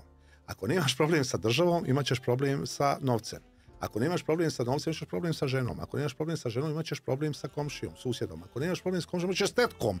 Ne može biti bez problema. Dok ne izdahnemo, bit će problem. E sad, kako se mi odnosimo prema problemu? Da li ga dočekamo kao čovjek? Kažemo, evo, dođi, hajde da vidimo. Da narastim na tebi. Dođi majstore. Da narastim na tebi i da li ga posmatramo kao problem ili kao izazov. Jer baš kao poput mišića u našem organizmu i mi rastemo pod tim pritiscima. Nekad nismo ni svjesni koliko smo jaki, dok biti jaki ne bude jedina mogućnost koju imamo. I u tom jeste poenta iskušenja i problema. I tu ima ona priča, ona živjeti život. Znači, da li si krompir, da li si jaje ili da li si zrno kafe. Svi su izloženi istom problemu. Pritisku. Krompir svana izgleda jako, ali se skuha. Jaje izgleda krko, ali se stvrdne. A kafa promijeni vodu. Da, ti Obogati je. Dakle, život je 10% onoga što se dešava, 90% kako odlučimo reagovati ono što nam se dešava. Kenane, poznata turska izreka kaže od goreg uvijek ima gore. Better, jest. Da. I vjerujem da je to važno imati na umu kada započnemo s nekom negativnom spiralom. Ovu koju si nam ti lijepo znakovito pokazao pantomimom, rituale cinizma, samo sažaljenja, koji ne vide ničem dobrom, a ne vode ničem dobrom, a koštaju nas svakodnevnog mira i radosti. Upravo to je to. Upravo to, jer veći problem goni manji. Znate, ja sam imao jednu klijenticu koja je upala u takvu spiralu. Puno je se stvari izdešavalo. Onda ljudi uđu u jedan mod, igraju ulogu žrtve za Oscara. Gotovo je, nema, završeno je. Nema šanse, nema mogućnosti, bit će ovo, bit će ono, što kažu u Dalmaciji, pašće glite, ubit će dite, nebitno. Ja joj kažem u jednom momentu, vidim ja da se to ne može se tu doprijeti do mozga. Kažem ja, na ruci kao neki ben, šta ti je rekao to što je izašlo? Kaže, ne znam, sam to vidjela. Rekao, ja bi to otišao pogledati pa kod liječnika. Ode ona pogleda, pa sad čovjek pogledao i ona mene zove sutradan, kaže, bila sam dermatolog, rekao, nije kao kancer, sve je okej. Kaže, reci mi sad ovi 24 sati, koliko se razmišljao ovim problemom? Nisam, kaže, razmišljao uopšte. Vidiš. Jer vidiš šta je negativna, šta je mašinerija kad te ufati vlastiti. Znaš kako je Freud rekao? Kaže, dobro pazite na svoje misli, jer ste vi oni koji slušaju. Znači, dobro pazi na svoje misli, si ti onaj koji sluša. Ali Kenane kažu da čovjeka, pa na tragu i ove tvoje klijentice, do smrti prate dvije stvari. Dakle, sumnja i zla slutnja. I jedna i druga nisu ništa drugo nego podmukli kradljivci naših emocija kojima treba naprosto, ja vjerujem, zabraniti ulaz. Tako je, odlično. Znači, čovjeka do kraja života prate dvije stvari. Sumnja i zla slutnja. Kaže, jedna mala knjiga zove se Ispovijest đavola. I on se ispovijeda kako zavodi ljude. I završava, kaže, rekao sam ovako, Bože, kad mi sve moje sluge uzmeš, ostavi mi sumnju, ona mi je najjača. Zašto? Zato što sumnja razvaljuje. Sumnja je pokopala više uspjeha nego svi neuspjesi zajedno. Sumnja je dovoljno, često se šalim, kažem ljudima, na primjer, ja uvijek ljudima kažem, dobro pazite s kim pričate, pogotovo svojim ciljevima. i o svojim namjerama. To je jako važna stvar. I sad, primjer radi, ti hoćeš nešto da kupiš i pitaš nekoga, šta misliš ti o tome? I on kaže, šta se znači? Ja znači da, ne, nemoj, da, ali posijao je sjeme sumnje i onda ga ti svaki dan zalijevaš. Možda je čovjek samo budala, možda ima tik, nebitno, ali sumnja je ušla i ona vodi od paralizi u paralizi od pretjerane analize. A s druge strane, zla slutnja. Zašto ljudi stalno očekuju loš ishod? Kako kaže u Bibliji, po vjeri vašoj će vam biti. Znači, zašto ne vjeruješ da će biti dobro? Zašto mora uvijek taj neki crnjak da bude u smislu gotovo? Nije gotovo dok ovaj gore ne osvira, ne skiraj se. Znači, kad on svira, tad je gotovo. A dotad će biti onako kako mora biti. Kako je rekao Andrić, od svega što je moglo biti, na kraju je bilo samo ono što je moralo biti. Znači, bit će kako je moralo biti, ali hajde malo vjeruj. Pa da vidiš kako vjera mijenja outcome, kako mijenja rezultat. Sad ćemo opet predahnuti uz jednu pjesmu. Ja vjerujem da je to jedna od pjesama koje su u tvom top izboru pjesama, Frank Sinatra, My Way. Apsolutno. To je pjesma koju treba, ja mislim, poslušati najmanje jednom u 5 dana. Ali riječi. Jedna dobra rečenica kaže, kad si sretan razumiješ muziku, a kad si tužan razumiješ tekst. Znači, My Way. Nađi svoj put. Kako budite, kaže, svoji, svi su ostali već zauzeti. Imaj hrabrosti da uradiš nešto drugačije. Da budeš jedinstven. Da ne pratiš. Da kažu, sve što većina misli da je ispravno i nepogrešivo pogrešno. I did it my way. Fenomenalno. Tako dobro. My Way, jedna od najpoznatijih pjesama Franka Sinatre, koja je postala pravi simbol njegove karijere, a i jedna od najvažnijih glazbenih trenutaka 20. stoljeća. Što reći o ovoj pjesmi, nego da je na neki način, vjerujem, složit ćeš se, Kenane, postala himnom samopouzdanja, nepopustljivosti i osobne slobode. I na neki način, vjerujem, inspirirala mnoge ljude prepoznati vlastitu snagu i odlučnost bez obzira na sve što nas teškog čeka u životu. Da. Pogotovo on kad kaže na početku and now the end is near, znači priča čovjek koji je umire. Kažu da zapravo tajnu života znaju samo oni koji odlaze. Jel? I od njih je trebaju uzimati. I ne gleda sa žaljenjem jer je živio pun život. Life of full, jel? Puni život i radio je bez obzira, kaže, imao sam probleme. Nekad sam zagrizao više nego što sam trebao. Sve priznaje, ali sve sam ipak na kraju radio na svoj način. Sjajno. Znaš što sam zamijetio? Da gotovo u sve 3 knjige postoji light motiv na neki način u jednoj osobi koja se provlači, a to je Abraham Lincoln. Jeste. To niko nije primijetio do sada. To je jedina, veoma interesantna stvar. Jeste. Da, sjajno. Nećemo razotkrivati o čemu se radi, neka ljudi barem jednu knjigu pročitaju i shvatit će zašto je u svakoj od tvojih knjiga Abraham Lincoln. Sve uspjeva i propada na liderstvu. Ovo je rečenica koju je izrekao tvoj mentor John Maxwell, jedan od najvećih svjetskih imena upravo iz oblasti liderstva, koja po mišljenju mnogih najbolje oslikava razlog uspjeha ili neuspjeha organizacija, poduzeća, država, ali i naroda u cjelini. Još kao mladi doktor nauka, upravo si ti iz oblasti menadžmenta i organizacije svoje studentice i studente učio da je sama esencija liderstva kadrovska politika. Tako je. Ovo bi trebali slušati dečki kao što su predsjednik, premijer i tako. Da. Sve uspijeva i propada na liderstvu. U filozofskim postavkama ekonomske misli kažu da svijet počiva na 2 stvari. Na jednoj 2 stvari. Konkurenciji pameti ili ravnoteži gluposti. Znači, u konkurenciji pameti lider on razumije da ne može znati najbolje o svemu. On uzima najpametnije, najbolje u toj branši i unutar ta konkurencija stvara sinergiju pameti koja onda donosi u punom smislu te riječi progres i države i poduzeća i naroda pa i obitelj, sasvim je sve. A u ravnoteži gluposti koja je nažalost sve prisutna u svijetu, glupan bira većeg glupka kako bi pored njega sijao i dominirao.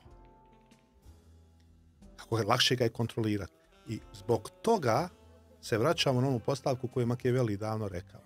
Najefikasnija metoda da se procijeni pamet jednog vladara, ali i budućnost onoga čime vlada, jeste da se pogledaju ljudi kojima se okružuju. Dakle, oprosti, Machiavelli se zasigurno nikada ne bi okružio podobnima umjesto sposobnima. Podobni, danas je to podobni, a ne sposobni, uhljebljavanje.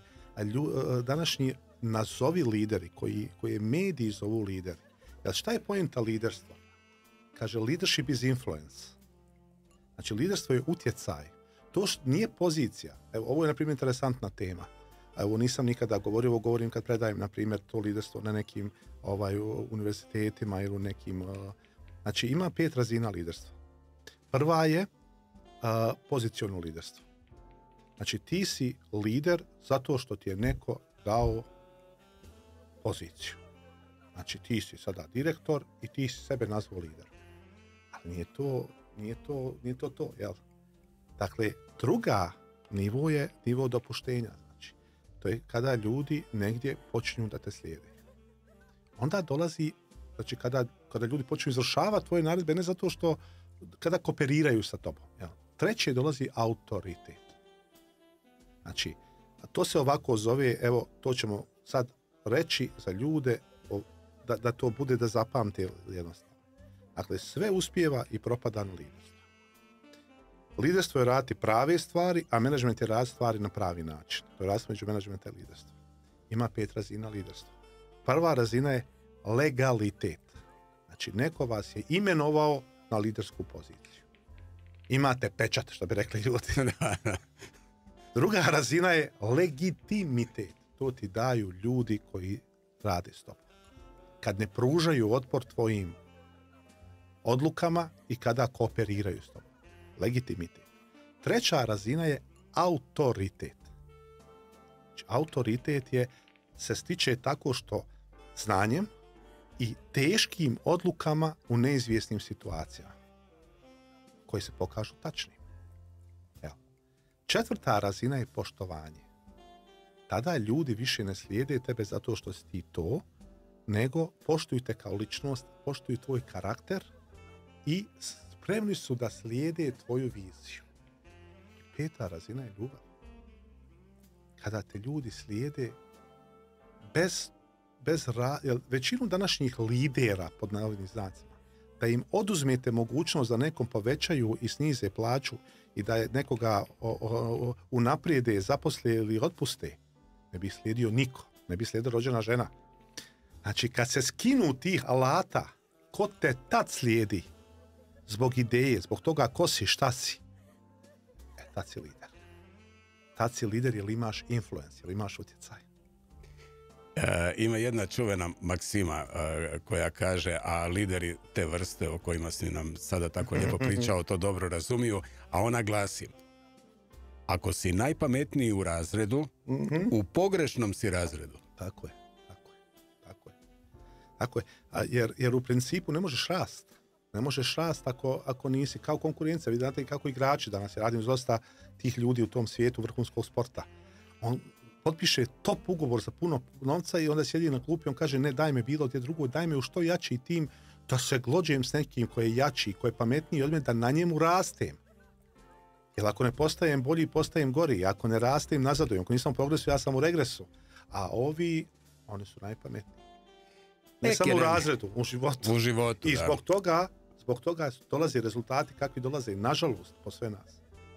Da, ovo bi bilo jako korisno da poslušaju ovi momčići koji bilo gdje u svijetu imaju prigode voditi što svoj narod od države i tako dalje i tako dalje. No, sad ćemo opet predahnuti uz jednu sjajnu pjesmu. Dakle, još jedan dan u raju. Ne, Phil Collins. Fantazija. Znači, živjeti život završava s tim poglavljem, to je nešto u što ja srcem vjerujem. Tvoje je samo ono što daš. Znate, nedavno sam imao jednu situaciju, jedan je veliki biznismen, bila je neka situacija, zvao me i tako smo razgovarali i on meni kaže, to je ogroman sad zaista biznis, kaže, prošle godine sam napravio, ne znam, 200 nešto miliona čiste dobiti nakon ovih poreza i svega, što je zaista. Ali kaže, znate, doktore, ja 6 godina nisam bio na godišnjem odmoru. Kažem ja, bravo. Kaže on, ali sam napravio 200 nešto miliona.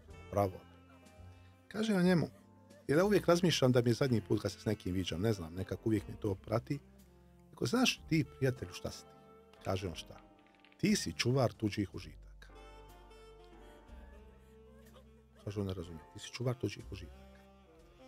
I prošlo je taj naš razgovor i zove mene imali smo još neke teme, oko 7 dana i kaže, znaš šta, evo, vozim se i nikako ne mogu da se oslobodimo one rečenice. Pazi, ti ćeš umrijeti. Neko će te pare koje si ti zaradio, ima ono pravilo, kažu u Americi, 3 generacije. Treća ga razbuba. Tako je. Form, grow, blow. Znači, jedna formira, druga naraste, treća razvali. Si čuvar tuđih užitaka. A ti, znači, kad kažu meni ljudi, kaže, pa dobro, kao za sreću, da li treba čovjek imati milijardu? Ma može čovjek imati ne milion, može imati milijardu, ali ne smije milijarda imati njega. Meni jedan kolega kupio nekog Maybacha novog i kao, hajde da odemo na ručak. I mi sad sjedimo i on malo gleda, kroz prozor da ga neko ne zapara. Kaže, hajde ti to prodaj, majke. I vidiš da ti robuješ tom auto, čovječe Boži. Ne znaš, da ono ne služi tebi, da ono tebe kupilo. Ti mene ne slušaš, ti samo gledaš da ti neko udario staklo, ili ti neko ovo, ili ti neko ono. Pa vidiš, znači, to je taj moment u kojem ljudi ne shvate da, šta je prava vrijednost novca. A primjera radi, mogao si za taj novac uraditi masu toga. I ne kažem ja vozim top auto, mislim na putu sam puno i tako dalje, ali šta znači another day in paradise? Šta znači tvoje samo ono što daš? Šta ćemo mi na kraju ovog života ponijeti sa sobom? Ajmo 2 stvari. Svoja djela, eventualno ono što smo proživjeli. Sve što smo propustili nema, gotovo je. Nema reprize. I ono dobro koje smo učinili da ostane kod tragu bez kraja. I to je ta pjesma koja je meni uvijek podsjetnik da to što danas uradimo zapravo nam kupuje jedan dan u raju. Dobro, jel? Evo, dakle, poslušat ćemo pjesmu koja je napisana kao kritika društvene ravnodušnosti prema beskućnicima. Dakle, u pjesmi Collins opisuje čovjeka koji ignorira ženu koja ga moli za pomoć, dok on nastavlja svoj paradise život, nesvjestan ili, recimo to tako, nezainteresiran za tuđu patnju. Iako naslov pjesme zvuči pozitivno, još jedan dan u raju, ona je zapravo na neki način ironija, dok neki žive lagodno, drugi su u očajnoj situaciji i ta je nepravda u fokusu ove pjesme. Moram reći i to da su neki kritizirali Collinsa, što kao bogata slavna osoba pjeva o siromaštvu, smatrajući to na neki način licemjerni. Međutim, Phil Collins je kasnije objasnio da upravo zbog toga želi koristiti svoj glas za podizanje svijesti, a ne okretati glavu kao u pjesmi. Video spot prikazuje ljude koji žive na ulici s naglaskom na realne scene iz urbanih centara, uključujući čak i djecu, a spot je vrlo dirljiv i, rekao bih, snažan vizualni dodatak poruci pjesme. Tako dobro. Phil Collins, koji, evo, nažalost, moramo i to reći, već duže vrijeme ima ozbiljne zdravstvene poteškoće, posebno s kralježnicom, živcima u rukama, zbog operacije leđa i problema s tim živčanim sustavom više ne može, nažalost, svirati bubnjeve, a i teško hoda i u javnosti se često pojavljuje uz štap ili invalidska kolica.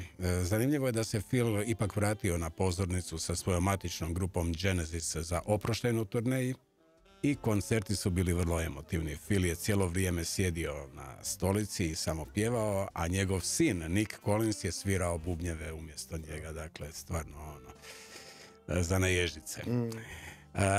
Kenane, dragi, ti stalno pokušavaš ljudima utuviti u glavu da u životu postoje 3 elementarne stvari. Prva stvar, da je život jako kratak. Druga stvar, da je život dar. Veliki dar kao i svaki novi dan. I treća stvar, da podignu svoje standarde o kojima si već nešto i rekao, a to je Svi se nekako suviše zadovoljavaju prosječnim. Tako je. Ima ta jedna poznata rečenica, kaže ciljaj na mjesec. Čak i ako promašiš, završit ćeš među zvijezdama. Dakle, to je ta poenta. Život je suviše kratak da bi bio sitan i beznačajan.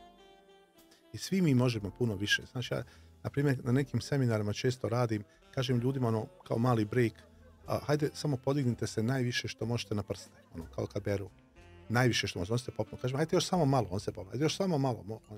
Ja sam vam prvi put rekao najviše što možete.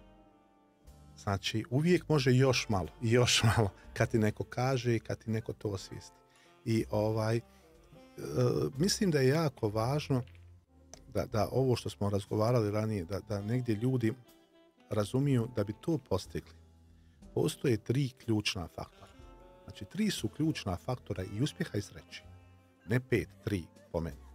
Prvi smo mi sami. Svako jutro kad ustanemo, mi biramo kakav će nam biti dan. Što je ono Tolstoj rekao, ako želiš da budeš sretan, pa budi, ko ti brani. Sreća je stvar odluke. Znači, ustao sam danas i kaže, neće mi niko pokvariti današnji dan. Ima da budem sretan cijeli dan. I naložim se na to i tako mi bude. Tako isto i za uspjeh. Ja sam odgovoran, ja sam generalni direktor života. Ne očekujem stvarno niko ni da mi pomogne, neće niko doći da me spasi, ne očekujem da mi država izađe u susret. Preuzimam punu odgovornost sa svim ovlaštenjima, da vidim šta mogu danas uraditi da postignem uspjeh. I naravno, kontrola ovog inner game-a, unutrašnje igre, ovih misli, ovih vukova, ovog životinskog carstva u nama, cijelog. Dakle, prvi faktor za uspjeh sreće smo mi sami. Drugi faktor koji je iznimno važan i možda i najrazorniji su ljudi kojima se okružuju. Ima to pravilo petice, takozvano. Mi smo uvijek prosjek 5 ljudi s kojima provodimo najviše vremena. Pazi, ne oni s kojima smo najbliži, nego oni s kojima provodimo najviše vremena. I kad uđeš u neko dizalo, lift, ja uvijek kažem, sjeti se mene. U tvom životu postoji ljudi koji te spuštaju i ljudi koji te dišu. Znači, ljudi, baterije. Znači, dakle, svakog susreta mi nismo isti. Kad se rukuješ s nekim, kad se neko nasmije, kad ti nešto kaže, transfer energije se dešava. Dakle, i sad imaš s jedne strane ljude baterije, to su ljudi koji su puni pozitivne energije, koji te gledaju s 10 na glavi, koji te ne gledaju samo šta jesi, nego šta sve možeš biti, koji te ohrabruju, koji te motivišu, koji te nekad i pritisnu i kažu možeš više, možeš bolje, a s druge strane su ovi koji su, nažalost, u jednoj velikoj većini, takozvani energetski vampiri. Znaš, kad mene neko pita, to su ljudi, znaš kako ja definišem energetske vampire? To su ljudi koji imaju problem za svako rješenje. To su vječite žrtve. To su oni koji kukaju, koji se žale, koji tračaju, koji ogovaraju, koji zavide, koji su negativne energije. Kaže, prijatelj je onaj koji ti duši prija. Ako ti duši ne prija, onda ti je neprijatelj. E sad tu, kao pravi generalni direktor svog života, kažeš sebi, zbog nekih, eto, išao sam s nekim u razred, neko mi je blizak, ovo, ono, ovako, onako, sve okej. Sve okej, ne dam ti vrijeme, jer utičeš na mene. Jel, kaže, dobro pazite na svoje misli i ne dopustite da vam imunitet padne na tuđu serviranu glupost. Oprosti, želiš reći, sve što nas na neki način košta našeg mira nije vrijedno našeg Tako, vremena. Ali ti ljudi utiču na nas. Znaš, vidi, sad, evo, ja sam gabaritan čovjek velik. Ja se popnijem sad na ovaj, kako se zove, na sto. A neko ko je onako skroz mali je ispod stola. Ko će prije? Ja njega podignuti, do mene spustiti, on će mene spustiti. Znači, treba se jednostavno riješiti ljudi, bukvalno i brutalno, da kaže, kad govorite drugima, da, dobro, pazite sebi, ne govorite ne. Brutalno se riješiti ljudi, fiksirati to svoje okruženje. Ima jedna priča alegorija koju ja koristim, koja je fenomenalna. To su istraživanja rađena na životinjama. Znači, ajkula u akvariju naraste 20 cm, a u okeanu naraste 2 metra. Mi smo uvijek proizvod svog okruženja. Dakle, dobro pasti na tih 5, na tih 10 ključnih ljudi koji nas okružuju. Kad njih promijenimo, mijenja nam se život radikalno. Znači, prvi faktor mi sami, drugi faktor ljudi kojima smo okruženi i treći faktor, nevjerovatno bitan, informacije koje na svjesnom i podsvjesnom nivou primamo ka znanju. Dakle, sad ljudi koji slušaju i gledaju tvoj podcast, neće biti isti kao ljudi koji gledaju još jedan u nizu dnevnika. Znači, kakve su ti misle, takav ti je život. To je Marko Aurelije rekao da čovjekov život prije ili kasnije poprima boju njegovih misli. Čime bojiš misli? To je taj mentalni nutricionizam. Znači, šta uzimaš semenija za dušu?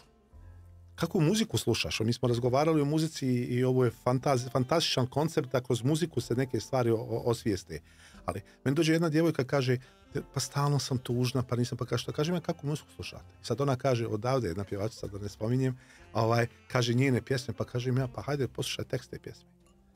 Tužna ja, a podsvijest kaže jesi. Nesretna ja, jesi. I samo te kopava dalje. Hajde malo poslušaj malo drugačiju. Ali oprosti, jesmo li sad na tragu nečega što te isto želim pitati, a to je, vjeruješ li ti onda u zakon privlačenja ili ne? Ja vjerujem u jedan moment koji se zove djelimično. Vjerujem, znaš kako ja ne vjerujem? Ja ne vjerujem u smislu kao ova čaša će doći meni, ova čaša će doći meni. Ma neće dok ne ufatiš rukom. Jasno, da. Ali misli koje odašiljem, život je eho. Uvijek nam se vraća ono što mi odašiljemo prema vani, ide unutra. Dakle, upravo iz tog razloga. Znači, kako štambo? Znaš kako sad ljudi počinju dan? Kaže, crna krafa je crna hronika. I kako će biti dobar dan? Ja gledam u restoranu, u kafiću čovjeka i uzeo ono novine, znaš, i okrene nazad. Znači, malo je negativnosti naprijed. Treba sad gledat nazad koji je umro prvo. Znači, i onda se pita što ti je život sad. Znači, kako muziku slušaš?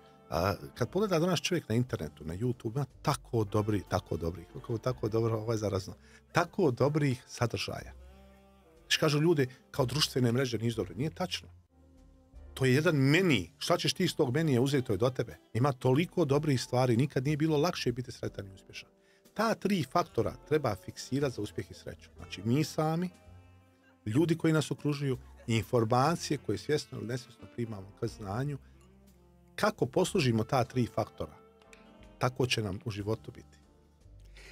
Postoji onaj princip, takozvani focal point, dakle laserski fokus kojeg danas propagiraju mnogi autori u svojoj osnovi, je još nekada davno definirao i veliki vojskovođa Napoleon Bonaparte, koji je rekao da se uspjeh neke osobe ili vojske lako može predvidjeti sposobnošću da svoju kompletnu energiju i resurse usmjere u jednu točku, na jednu stvar. Tako je, bravo. To je, ima jedna fenomenalna priča na tu temu. Priča mi čini se, mislim da je Grant Cardone pričao, u principu sjedili su za jednim stolom. Bill Gates, Warren Buffett, Bezos, ova ekipa ovih momčića jačih. I on je prišao, nakon je dosta tako ekstravantan čovjek i tu i kaže, guys, sorry, izvinite, može samo jedno pitanje, on se okrenu svi. Kaže, ako bi trebala jedna riječ, samo jedna riječ da mi kažete za uspjeh, koja bi to bila? I pazi, njih sjedi, mislim se rekao 9 ili 10. Svi u isti glas kažu fokus. I okrenu se dalje. A Harvard izbacuje svakih 10 godina riječ decenije. I riječ decenije je fokus. Dakle, fokus, projekt management. Ja, na primjer, kako ja funkcioniram. Primjer radi, ja sad radim novu knjigu. To je projekat. Sve ostalo je sa strane. I roka se taj projekat. Ona je gotova, sad se to uređuje, sad se naslovnica radi, sad ovo, sad ono. Kad završimo taj projekat, nemoj mi ubacivati nove determinante dok se to ne završi. Znači, kad završimo taj projekat, stavljam tačku na njega, idem na sljedeći projekat. I to se zove project management. A to je zapravo iz ovoga što je Napoleon davno rekao i što je Sun Tzu davno govorio, dakle, fokus. Svu energiju, sve resurse, masovnu akciju na jednu tačku, na jedan predmet, to mora dati rezultat. I prije nego poslušamo predzadnju u nizu pjesama koje si nam odabrao, pišeš li ti još uvijek i danas one takozvane to-do liste? Pišem. Ja imam, dakle, 3 jednostavna rituala. Jedan smo već rekli za dan. Ja ih živim. Dakle, ja svako jutro počinjem.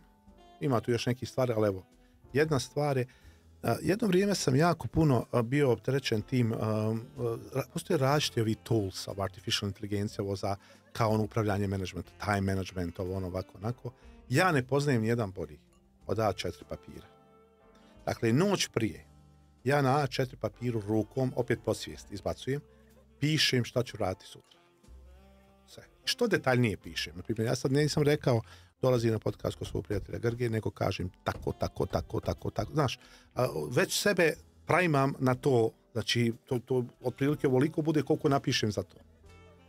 Imam sastanak s ovim, imam ovo, imam ono, trebam pročitati ovo, trebamo raditi ovo i tako dalje. Šta je tu poenta? Kaže, ako ne upravljaš ti danom, dan upravlja tobom. Ako ne planiraš, planiraš neuspjeh. Dakle, ima jedna priča kad jedan majstor zajaho magarca, a nije ga bilo 7 dana i svi se prepali gdje. I kad se vratio, rekao, gdje si bio? Kaže, gdje me magarac vodio? Tako kaže, vi živite. Za rogove, magarac je život, ufati ga za rogove i ti njega upravljaš. Dakle, prvo je dan je ovlada jutrom tako što ćeš isplanirati dan. Druga stvar je na sredini dana napravio u svjesnu pauzu. To je ova kafa sa generalnim direktorom života. Samim sobom. 15 minuta, 20 minuta, dođi sebi dok još imaš kome. Skloni distrakcije, umiri misli, razmišljaj. Ja puno koristim taj magic wand, onaj jedan cilj, najvažniji. Šta si uradio, te dovede bliže njemu.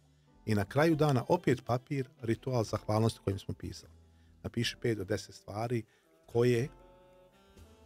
za kojima si taj dan zahvalan. Kad bi ljudi te 3 stvari primjenjivali, 3 tjedna, 21 dan, znači, tako bi im se život promijenio. Da ne bi bili svjesni.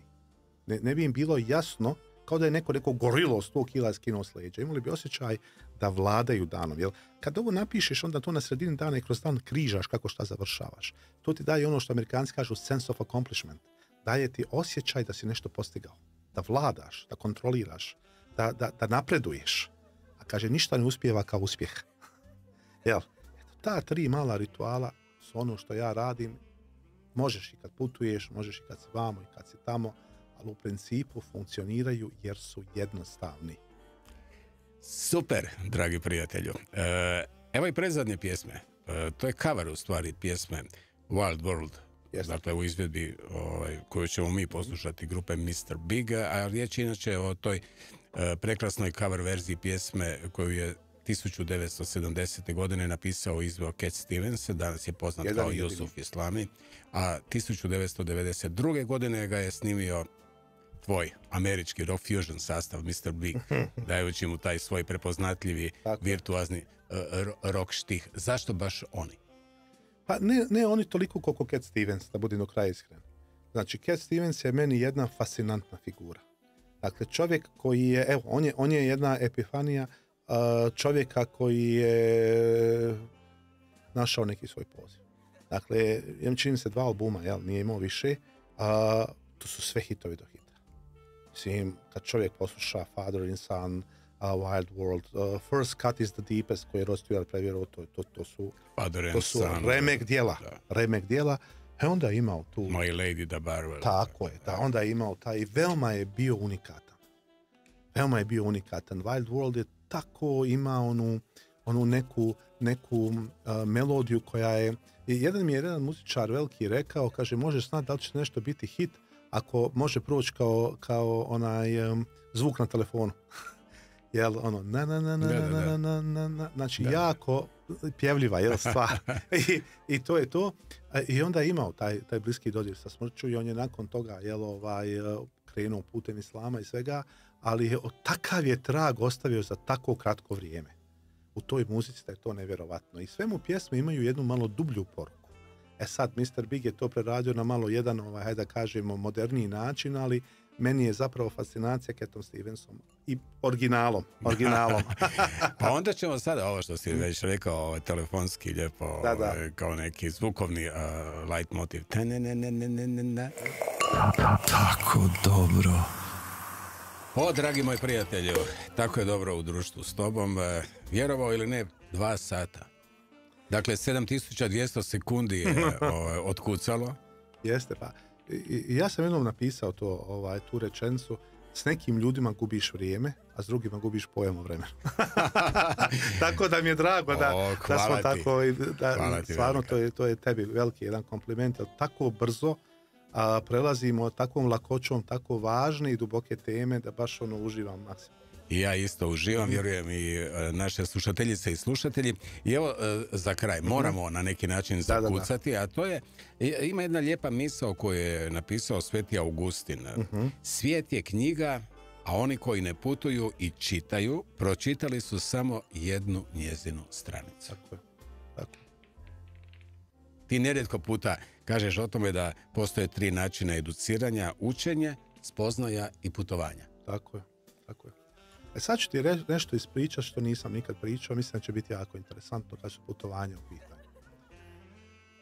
Kaže, kako da putujete?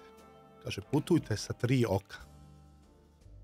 Prvo oko je ono turističko oko. Znaš, otišao si u Pariz. Ja bih ga nazvao čak i instagramsko oko. Znaš, moraš se uslikati. Da, selfić, Maja, mora se vidjeti Eiffelov toranj, moraju svi vidjeti da si bio u Parizu, moraš triumfalnu kapiju i tako dalje. Drugo oko je oko doživljaja. Ja sam razgovarao s jednim, inače imam praktiku i razgovaram s ljudima koji su na samrti. Pričao sam s jednim, onako, on je bio trgovački putnik prije u bivšoj zemlji i bio je zadužen za tu Francusku. Kaže, mislim da sam u Parizu bio, Kenane, sigurno 60-70 puta. Ja se ne sjećam ničega. Ali se sjećam nekog stola. Znaš, neke čaše vina, nekog povjetarca na uglu, Saint Michela, i to mi se vraća. To je ono što ja ljudima često kažem kad putuju. Sastanite da osjetite to mjesto. Pustite više slike na Instagramu. Naslikavanja. Sastani da osjetiš, da popiješ pravu italijansku kafu. Da tu picu koja je došla pomirišeš. To je ono što kaže jedan pjesnik, slike u oku. Da ti ostanu slike, ne na telefonu, nego u oku. Sad, 3. oko je oko spoznaje. A ovo je interesantno. Kad putuješ, ja, na primjer, iz svog sina treniram, šta si vidio ovdje? Što vi ljudi rade bolje? Šta rade drugačije? Ima li neka biznis ideja? Ima li neki koncept? Ima li nešto što si primijetio da je drugačiji? Znaš, primjer radi sada, evo, Grac, ulaziš u robnu kuću, napravili su ljudi neku foru, super, kao neki mali robot koji ubaciš kišobran kad je osvana i odmah ga osuši. Mi u Maleziji, prije ne znam koliko godina, u Pizza Hutu služi na robot pudu koji kaže good afternoon i onda odlazi. Vidiš ovo. Znaš, tamo neko ima neki mašinu, pravi neke svoje palačinke i tako dalje i tako dalje. Jel si možda vidio nešto što ti ljudi rade bolje, što rade drugačije? Kad odeš, u Rim, pa kaže se Fontana di Trevi, pa ja ga dovedem, on kaže, pa tata, je li ovo Fontana di Trevi? Jeste, to je Fontana di Trevi, ali priča o Fontana di Trevi je ono što fali, na primjer, nekim zemljama. Znači, to oko spoznaje. Kad putuješ sa 3 oka, onda imaš Instagram i turizam, imaš onaj doživljaj koji te nikada pustiti neće. Znači, osvijestio si, liznuo si, pomirisuo si to, u punom smislu ti reći, doživio to gdje si bio, a ispoznao i naučio si nešto novo. Onda putuješ u punom smislu te riječi. Tako dobro. Evo, za kraj, dragi Kenane, kažu da kada tijelo pati, duša zove u pomoć. Dakle, vjerujem, složit ćemo se, kao da ljudi polako shvaćaju da ih brzi život vodi podzemlju puno brže. Nekako se osjećaju u svijetu da su ljudi krenuli prema duhovnom puno više nego prije. Vjerujem da si sami primijetio te trendove. Da. Jesam i neka. Kažu, nije toliko važno šta jedeš, važno je šta te izjeda. Jel? I vide ljudi da u principu kod nas je, na primjer, kletva, kaže da Bog da se sobom pozabavio. A što? Kome se baviti ako nije sam sa sobom? Dakle, duhovnost je zaista, ja mislim da postoje 3 razine. Dakle, imaš puno ljudi koji su religiozni. Znači, to je samo običaj, tradicija, obredi. Onda imaš ljude koji su vjernici. To su ljudi gdje je vjera prodrla do njih, unutra, koji žive to. Onda imaš ljude koji su duhovni. To je jedan veći level koji malo razumiju neke stvari koje drugi ne razumiju i s takvim ljudima je, što bi rekla tvoja emisija, tako dobro razgovarati. Bilo je tako dobro razgovarati s tobom. Vjerujem da će mnogi koji će gledati ovaj podcast naučiti puno toga, prihvatiti puno toga što je na neki način i tvoja misija, pa na neki način i moja, da ovakve kvalitetne goste pozivam u svoju emisiju koji će na pravi način poslati niz poruka koje će oni prihvatiti, a da ne kažem, s obzirom da je riječ o jednom autoritetu kao što si ti, možda i promijeniti nečiji život, kao što je Falko promijenio tvoj. S njim smo počeli i s njim ćemo i završiti.